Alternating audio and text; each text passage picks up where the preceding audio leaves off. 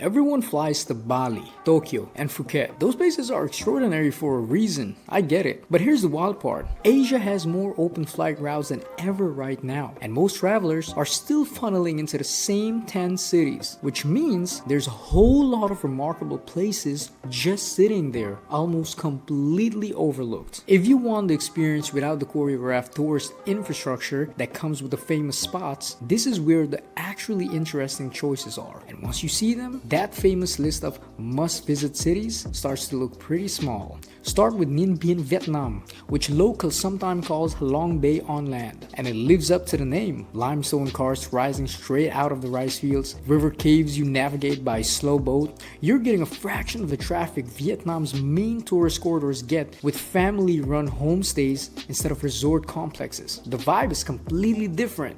Raja Ampat in Indonesia sits at the opposite end of the spectrum, a remote cluster of islands with some of the most biodiverse coral reefs on Earth. And yeah, getting there takes real effort. That's the point. That friction is exactly what keeps those reefs healthy in ways more accessible dive spots stopped being years ago. Some places are protected by just being hard to reach. Battambang in Cambodia is the one most travelers skip entirely because Angkor Wat absorbs all the attention. And honestly, that's a real miss. You've got colonial French architecture, rice fields on the outskirts, the famous bamboo train, and art scenes that grew organically because it had to, not because tourists wanted it to. Then there's Taitung on Taiwan's eastern coast, hot springs, Pacific coastline, indigenous Taiwanese culture, and the daily rhythm that genuinely belongs to the people who actually live there. Popular with the local, still largely off the international radar, which means it still feels like a place and not a destination. Here's the move on any Asia trip. Pick one well-known hub as your anchor, then build in one secondary city in the same country. Search past the capital